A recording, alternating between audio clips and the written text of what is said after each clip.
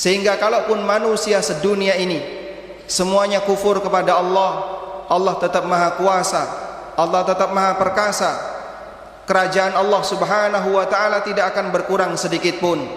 Sebaliknya, ketika seluruh makhluk yang ada di alam semesta ini semuanya taat kepada Allah, itu pun sama sekali tidak akan menambah kekuasaan dan kerajaan Allah subhanahu wa ta'ala.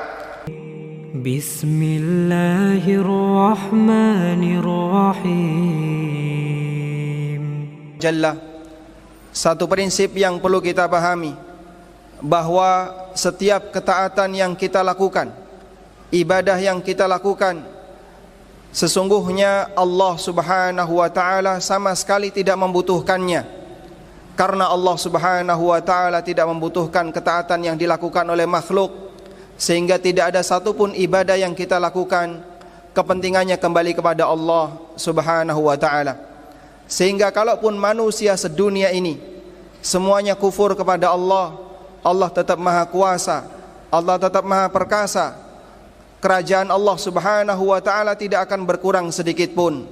Sebaliknya, ketika seluruh makhluk yang ada di alam semesta ini semuanya taat kepada Allah, itu pun sama sekali tidak akan menambah kekuasaan dan kerajaan Allah subhanahu wa ta'ala. Allah ta'ala berfirman melalui pesan yang disampaikan oleh Nabi Musa alaihi salatu wassalam, seperti yang disebutkan di surat Ibrahim ayat yang ke-8. Allah mengatakan, wa qala Musa in takfuru antum wa man fil ardi jami'an fa innallaha laghaniyyun hamid. Musa mengatakan, kalaupun kalian kufur, wa man fil ardi jami'an, dan seluruh makhluk yang ada di muka bumi ini, sesungguhnya Allah Ta'ala laghaniyyun, tetap zat yang maha kaya, yang tidak membutuhkan alam semesta, hamidun, dan dia tetap maha terpuji. Juga ketika Allah subhanahu wa ta'ala memerintahkan tentang haji, ada sebagian di antara hamba yang dia tidak mau berangkat haji, dan Allah subhanahu wa ta'ala tidak butuh mereka. Allah ta'ala berfirman, walillahi 'alan nasi hijjul baiti man istata'a ilaihi sabila. Hanya milik Allah yang menjadi kewajiban bagi umat manusia berhaji ke Baitullah bagi siapapun yang mampu untuk melakukan perjalanan ke sana. Kemudian Allah katakan, wa man kafara fa innallaha ghaniyyun 'anil 'alamin. Namun siapa yang kufur, dalam arti dia tidak mau berangkat haji, sesungguhnya Allah subhanahu wa ta'ala tidak membutuhkan apa yang ada di alam semesta ini. Artinya siapapun yang berbuat taat sama sekali tidak akan menambah kerajaan Allah, dan siapapun yang dia tidak mau melakukan ketaatan, itu juga tidak mengurangi kerajaan Allah subhanahu wa ta'ala. Disebutkan dalam hadis qudsi dari sahabat Abu Dzar Al-Ghifari radhiyallahu anhu, Nabi sallallahu alaihi wasallam meriwayatkan dari Rabbnya, Allah Ta'ala berfirman, ya ibadi, law anna awwalakum wa akhirakum wa insakum wa jinnakum kanu ala atqa qalbi rajulin wahidin minkum.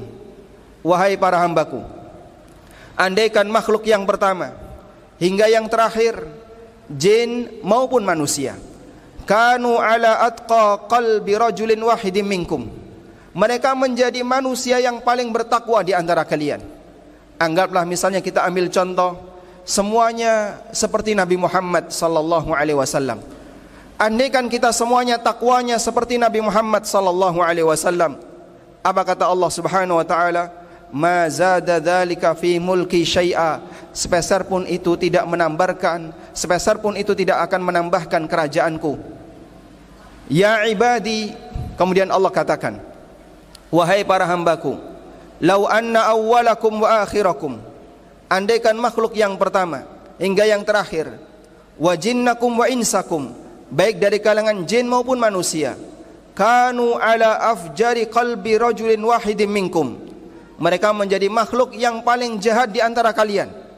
Kita ambil contoh misalnya iblis. Andaikan semua makhluk ini punya hati sebagaimana hatinya iblis, ma naqasa dzalika fi mulki syai'a, sepeser pun itu tidak mengurangi kerajaanku. Hadis riwayat Muslim. Sehingga Allah subhanahu wa ta'ala tegaskan dalam hadis ini bahwa ketaatan yang kita lakukan sepeser pun tidak kembali kepada keuntungan Allah. Demikian pula kemaksiatan yang kita kerjakan sama sekali tidak mengurangi kerajaan Allah, karena masing-masing manusia akan menanggung sesuai dengan amal yang dia kerjakan. Lalu kepada siapakah ketika kita melakukan ketaatan, siapa yang mendapatkan manfaatnya? Jawabannya adalah diri kita sendiri. Demikian pula ketika manusia melakukan perbuatan maksiat, siapa yang akan mendapatkan dampak buruknya? Jawabannya adalah kita sendiri. Berbeda dengan makhluk. Ketika ada orang yang berkuasa, namun ternyata bawahannya tidak mau taat kepadanya, bisa jadi itu akan mengancam kekuasaannya. Ketika ada orang yang memiliki posisi dan jabatan, namun ternyata bawahannya tidak mau tunduk kepadanya, bisa jadi itu akan mengancam status sosialnya. Itu manusia. Tapi Allah Subhanahu wa taala tidak berlaku hukum semacam ini. Karena itulah Allah Subhanahu wa taala banyak tegaskan dalam Al-Qur'an, seperti di surat Al-Isra ayat yang ke-7. Allah taala berfirman, "In ahsantum ahsantum li anfusikum wa in asatum falaha." Kalaupun kalian berbuat baik, hakikatnya kalian berbuat baik untuk diri kalian sendiri. Wa in asatum falaha, dan kalau kamu berbuat jahat, sesungguhnya kamu akan mendapatkan balasan atas kejahatanmu. Dalam ayat yang lain di surat Fussilat ayat yang ke-46, Allah Subhanahu wa taala berfirman, "Man amila salihan falinafsih wa man asaa fa'alaiha wa ma rabbuka bidzallamin lil abid."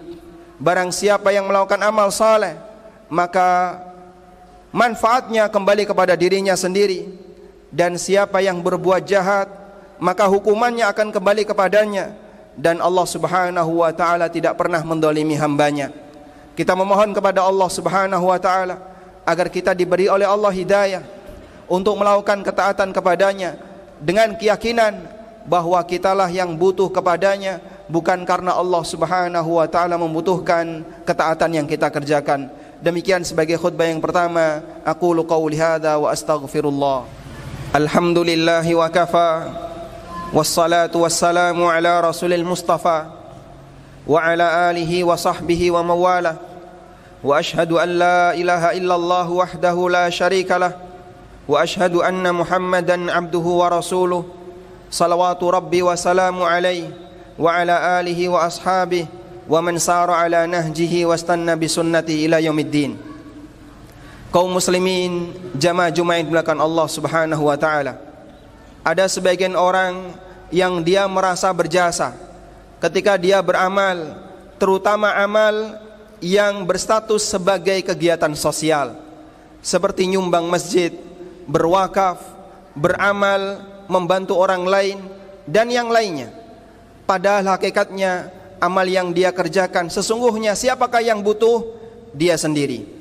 Satu prinsip yang perlu kita sadari, Allah Subhanahu wa ta'ala tidak butuh amal kita. Dan Allah Subhanahu wa ta'ala menjanjikan siapa yang berbuat baik, seharusnya manfaatnya kembali kepada dirinya sendiri. Dan Allah Subhanahu wa ta'ala tidak punya kepentingan di sana. Karena itulah satu niat yang baik yang perlu kita pasang setiap kita melakukan amal sosial, baik nyumbang masjid, membantu orang yang membutuhkan.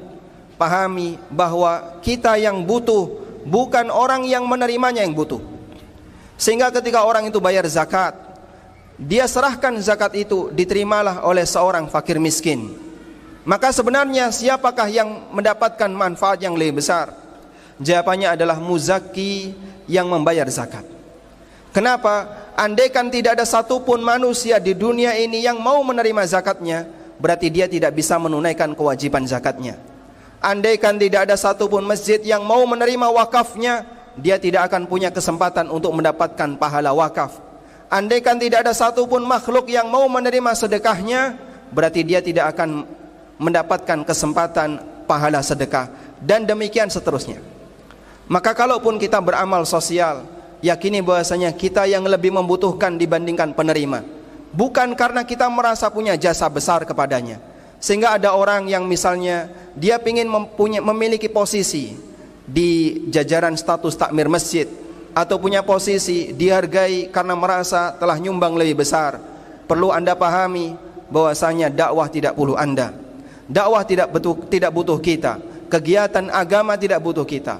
Allah Subhanahu wa ta'ala akan tetap mengangkat agama ini meskipun manusia tidak mau mendukungnya. Sebagaimana yang Allah Ta'ala firmankan dalam Al-Quran, "Huwallazi arsala rasulahu bil huda wa dinil haqq liyudhhirahu 'alad dini kulli walau karihal kafirun." Dialah zat yang mengutus rasulnya dengan membawa agama yang benar, liyudhhirahu 'alad dini kulli, untuk Allah nampakkan di atas seluruh agama meskipun orang kafir tidak menyukainya. Dan Nabi SAW menyebutkan dalam hadis dari sahabat Tamim Ad-Dari radhiyallahu anhu bahwa agama Islam ini akan didengar oleh seluruh makhluk yang ada di permukaan bumi, dimanapun dia berada. Rasulullah SAW pernah bersabda, "La yablughu hadzal amru ma balagal lailu wan nahar." Dakwah ini akan sampai di tempat di mana di sana ada siang dan malam. Artinya seluruh permukaan bumi. Dan itu terbukti jamaah, tidak ada satupun makhluk kecuali mereka telah mendengar, tidak ada satupun manusia kecuali telah mendengar akan keberadaan agama Islam. Hanya saja ada yang mau menerima dan ada yang menolak, dan masing-masing akan mempertanggungjawabkan setiap amal yang dia lakukan. Kita memohon kepada Allah Ta'ala, semoga Allah jadikan kita hambanya yang ikhlas dalam beramal. Dan pada saat kita beramal, perasaan yang kita hadirkan, semangat yang kita hadirkan adalah merasa butuh kepada Allah, bukan karena kita merasa lebih berjasa. Semoga setiap amal yang kita kerjakan diterima oleh Allah dan mendapatkan pahala yang berlipat. Allahumma salli ala Muhammad wa ala ali Muhammad kama sallaita ala Ibrahim wa ala ali Ibrahim innaka Hamidum Majid. Allahumma ighfir lil mu'minina wal mu'minat wal muslimina wal muslimat al ahya'i minhum wal amwat innaka sami'un qaribun mujibu da'awat ya qadiyal hajat. Rabbana ighfir lana wal ikhwanina alladhina sabaquna bil iman wa la taj'al fi qulubina ghillan lil ladzina amanu rabbana innaka ra'ufur rahim. Rabbana atina fid dunya hasanah wa fil akhirati hasanah wa qina adzabannar. Wa sallallahu ala nabiyyina Muhammadin wa ala alihi wa sahbihi wa sallam. Wa akhiru da'wana anil hamdulillahi rabbil alamin. Wa qumu ila salatikum.